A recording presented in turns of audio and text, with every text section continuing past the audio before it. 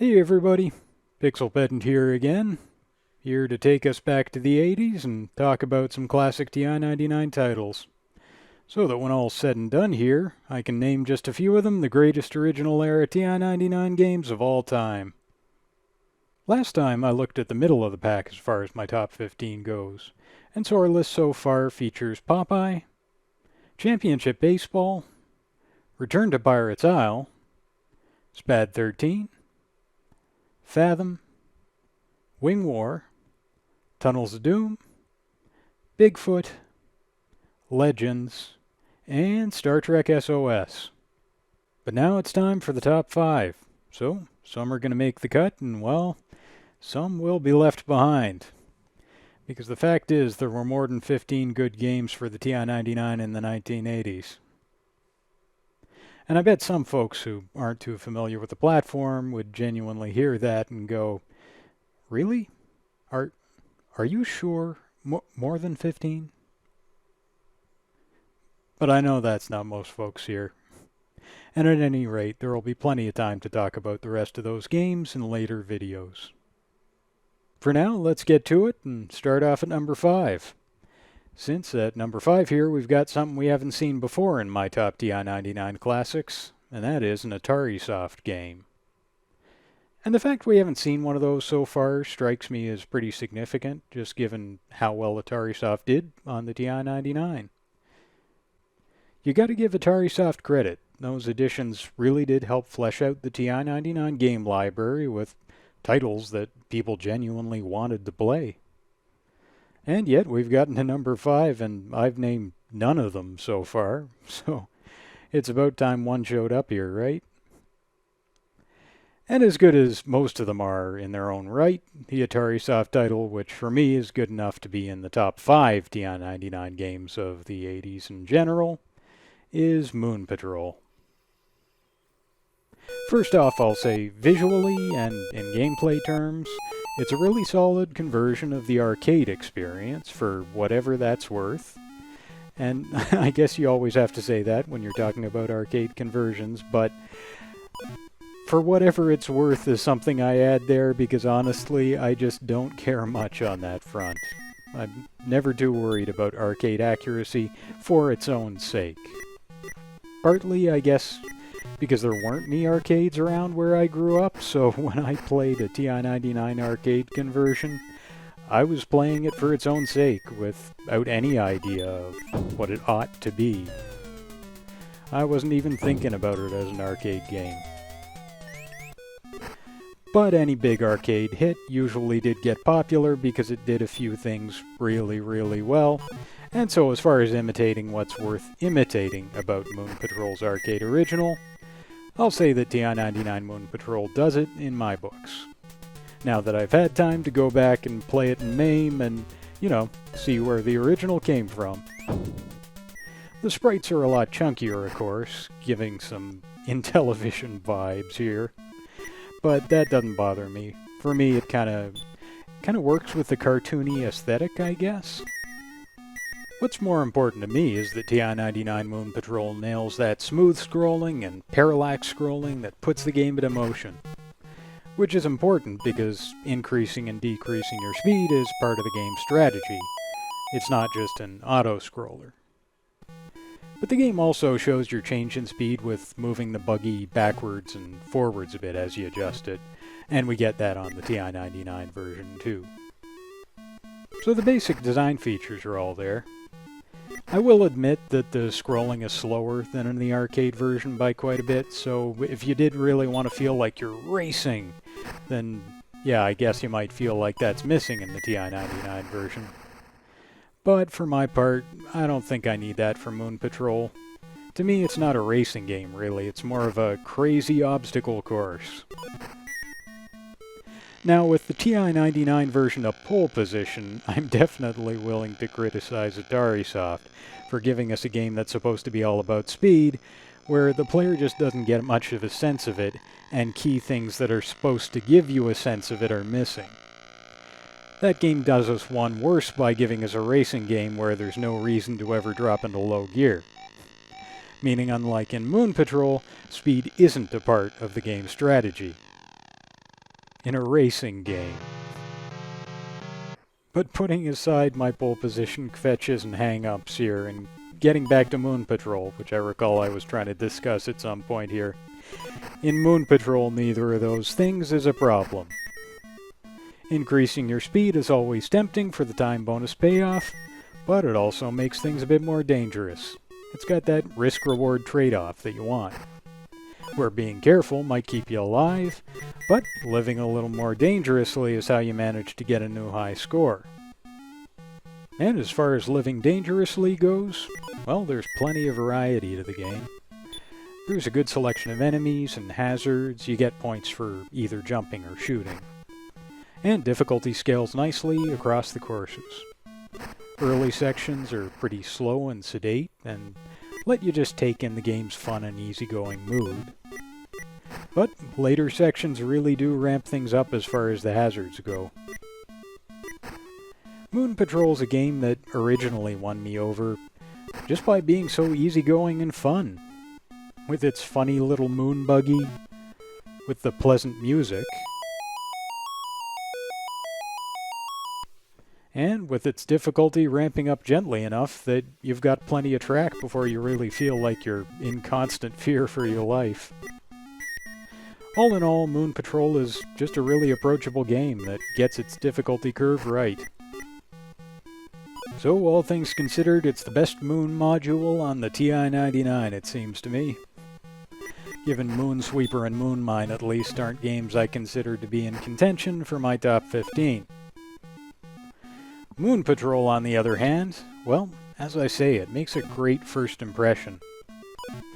But it keeps you playing in the long run because, well, making it through the championship course is a hell of a challenge, with plenty of variety too. Alright, so Moon Patrol at number 5 is a great game, but it's an arcade port of a widely ported game, so it's not one of those platform-defining games that brings something unique to the TI-99 in particular. At number 4, though, I think we've got something more along those lines in MICROSURGEON from Imagic. The third Imagic game on my list here, you might have noticed. And yes, they might just be my favorite TI-99 developer.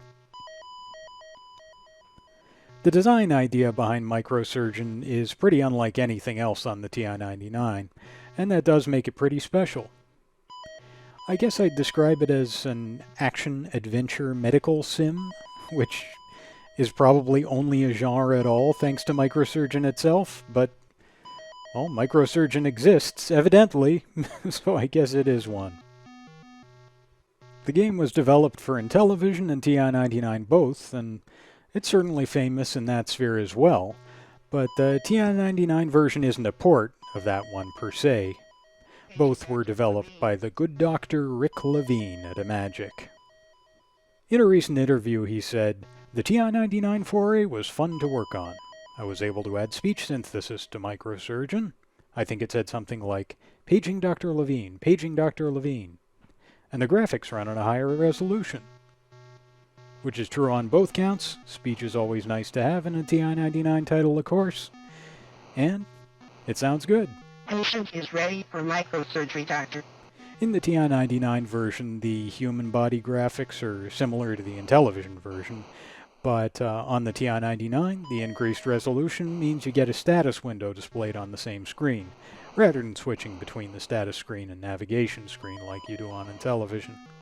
So that's a pretty big plus and a pretty big usability feature. And the operating room graphics are great for added flavor even if they're not entirely necessary to gameplay. In MICROSURGEON, the human body is your game world. And sure, you could be Buck Rogers speeding across the planet of Zoom, or Captain Kirk fighting the Klingons from the bridge of the Enterprise. But why do that when you could be fighting tapeworms in the intestines of patient 312? It's a different kind of game. And each area of the body has different threats to fight. One thing that makes this feel more like a medical sim than an arcade game is the way you pick patients. If it were an arcade action game, you'd kind of expect to start at an easy level and have difficulty scale up over time until it becomes basically impossible at higher levels. But that wouldn't make much sense in a real-life medical context, of course. So instead here we start out by deciding which patient we want to see, with no connection between patient number and what their condition is or how hard it is to treat. You do have some options as far as improving your skills as an amateur microsurgeon though. You can pick patient 0, who's a practice patient, or at game start you can choose one of 3 difficulty levels for any given patient.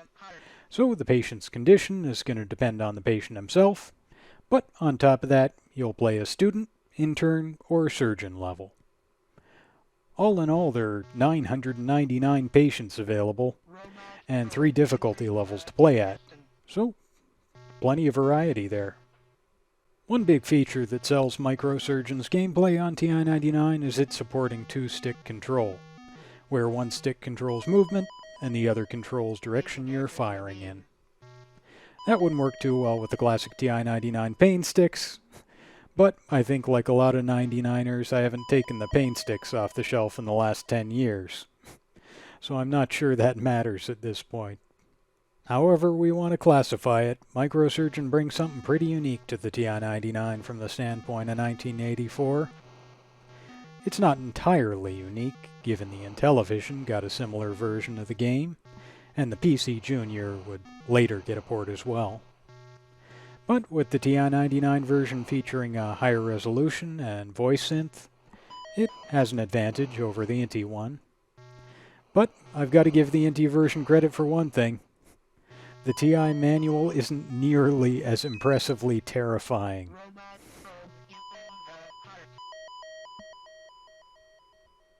Alright, well, we've had a mix of cartridge software like MicroSurgeon and disk software like Legends in this top 15.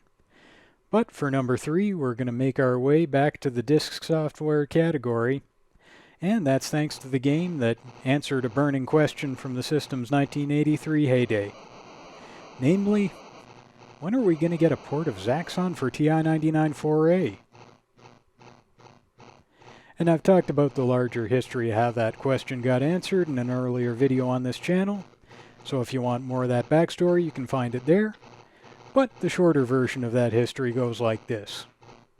Zaxxon was actually the very first Sega title announced for TI-99 in early '83, and Datasoft, rather than TI or Sega, planned to release it as a disc game that spring. So in February '83, they were already advertising the upcoming TI-99 version alongside all their other home versions of the game. But with April being the release target, April came and went, with no sign of life from the project. And all we saw from Datasoft over the next few months was Datasoft advertising in 99er magazine, looking for programmers to work on games such as Zaxxon, which apparently didn't get them anywhere since no version ever happened. So the vanishing act from Zaxxon's TI-99 port wasn't a great start to the history of Sega arcade ports for TI-99 4A. Things did get quite a bit better in September '83 though, when TI announced conversions of Congo Bongo, Star Trek, and Buck Rogers. Still no mention of Zaxxon from Datasoft, unfortunately, but we did get some good Sega games along the way. So what's a 99er to do when a vendor abandons us? Well, we make our own damn Zaxxon, with blackjack and hookers. And after all, with the benefit of hindsight, there's no denying Zaxxon's doable with the 9918 VDP. The Sega SG-1000, MSX, Coleco Adam, and ColecoVision got nice playable ports for their platforms working with the same feature set. But on the TI-99, we had to look elsewhere. The TI-99 community's own Zaxxon, with blackjack and hookers, well, it joined the party just a month after we heard about TI's Sega cartridge ports, with a young kid named Bill B showing off his assembly game project called Arcturus at the Pittsburgh user group. Bill was the author of a TI Asteroids clone and a Centipede clone called Arthropod as well. But Arcturus is definitely his magnum opus. The disc version of Arcturus takes quite a while to load, but once it does, it's quality right from the get-go. In this version, the game opens up with this really great title screen and really great Star Wars music.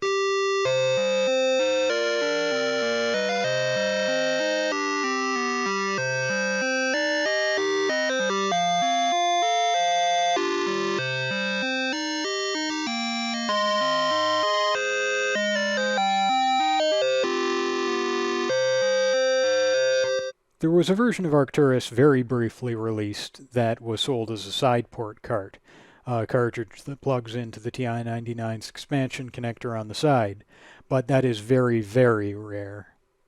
Happily, though, it's been adapted to run from a regular cartridge, and so nowadays it can be played on a Finalgram flash cart, which most 99ers use today.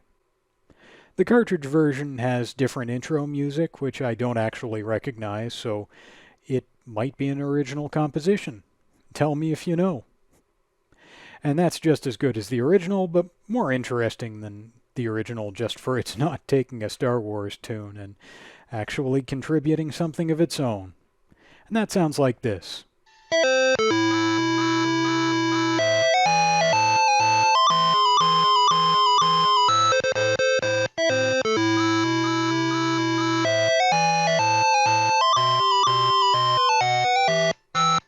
Once you get into Arcturus, there are two main phases of gameplay, the first one being an in-space phase, where you'll face an army of oncoming ships. And this is actually the most dangerous phase of play for me in the later levels. But after that, it's the phase of gameplay which is what most people will associate with Zaxxon, where we're traveling over an isometric landscape and we can change our elevation to hit targets and avoid enemy objects. And there are a lot of important things that Arcturus really gets right about Zaxxon-style gameplay here, I feel. The main mechanic it needs to get right, and does, is just the way geometry encourages you to fly close to structures to take out enemies. And the more you destroy, the more points you get, but the lower and the closer to structures you fly, the more dangerous you're making it for yourself. So that risk-reward mechanic really works. And those enemies are all done in 2 colors for some extra graphical punch. One really important thing that it might be easy to miss as far as getting Zaxxon right goes is just how shadows are used to make it clear where your ship and the enemy ships are horizontally. No matter what their elevation currently is, you've got that shadow on the ground pointing out where they are. That shadow also tells you how high you are, since your elevation, or the enemy's elevation, is really just the distance between the shadow and the ship. Without shadows, a Zaxxon clone would be pretty much unplayable, since you couldn't tell what the position and elevation of any given ship is. But Arcturus does it right as far as those shadows go. And again, I don't really care about accuracy for its own sake, but I think that's something worth getting right, since it works so well. On the other hand, I don't really care that the isometric perspective isn't quite the same as the original. I care that it's visually striking and the gameplay works.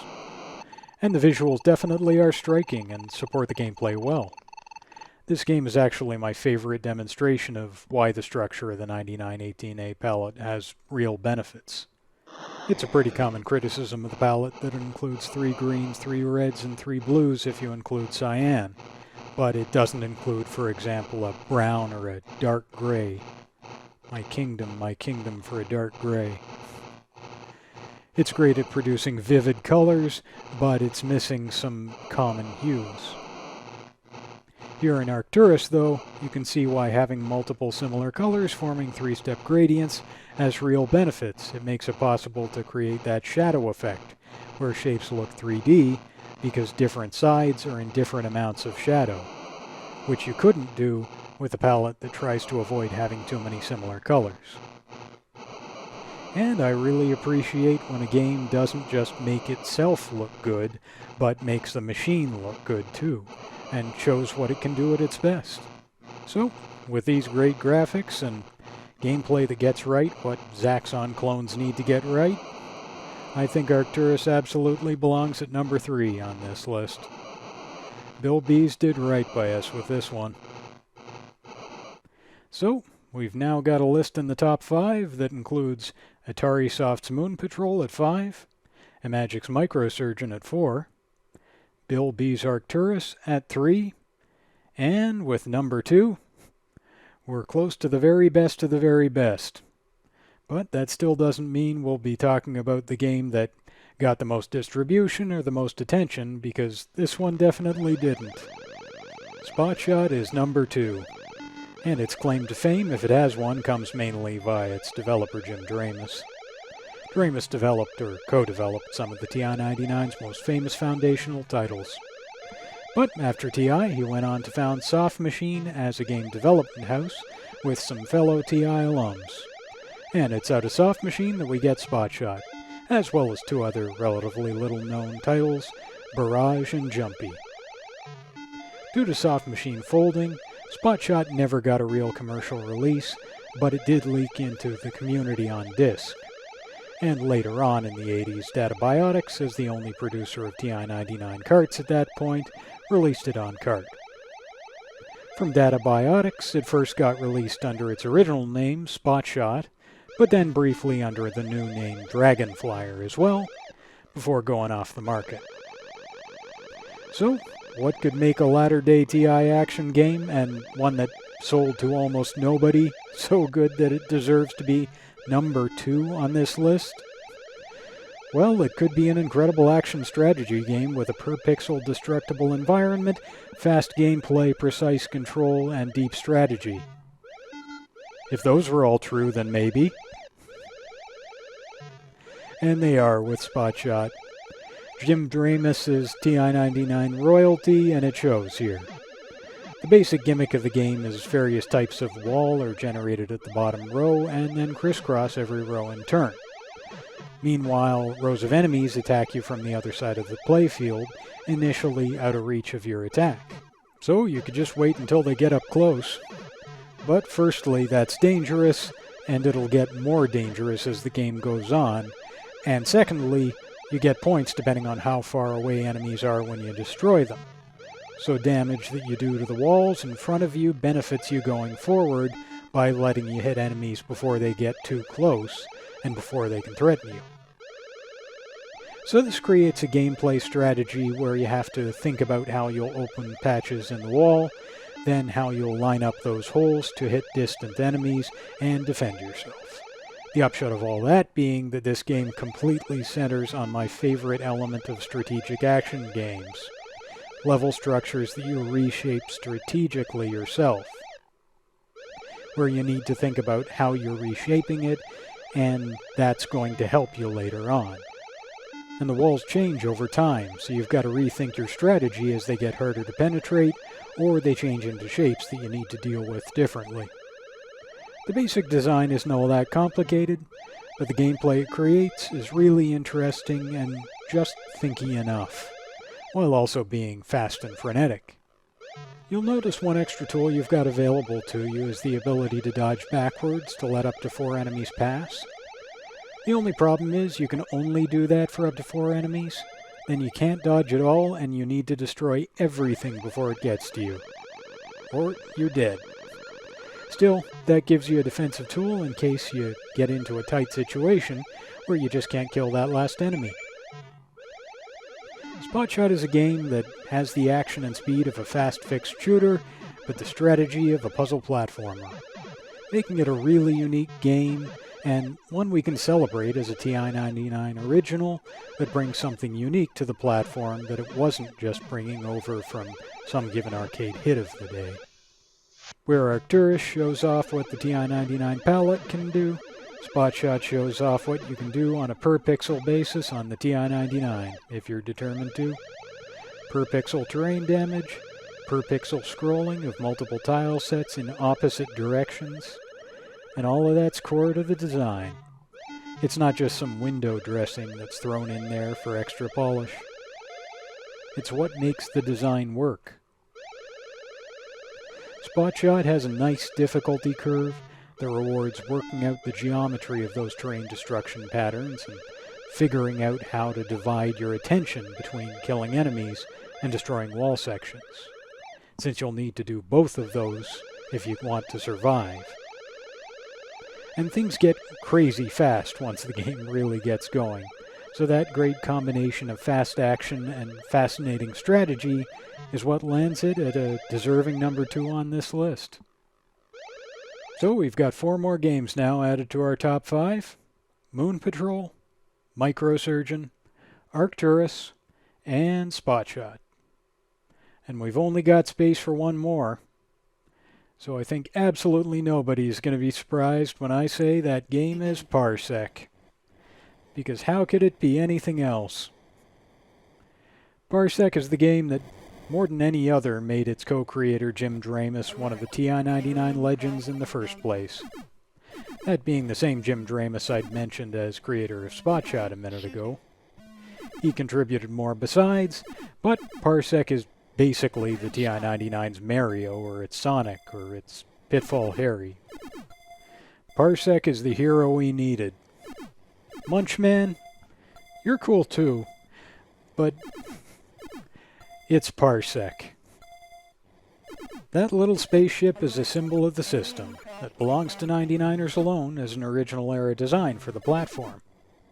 Part of that iconic status is thanks to its coming out early enough to be a symbol of the TI-99 foray almost right away. It and Tunnels of Doom are the earliest releases in this top 15. But Parsec specifically showed off the capabilities of the new TI-99 foray in a really amazing way. Just by being a non-fixed, side-scrolling horizontal shooter, it's offering something fairly fresh and interesting from the standpoint of 1982. And its graphics add a lot of life to the world that's scrolling by, with those twinkling, colorful stars in the background, and the ground and stars smooth scrolling at different rates. Sweet, sweet parallax.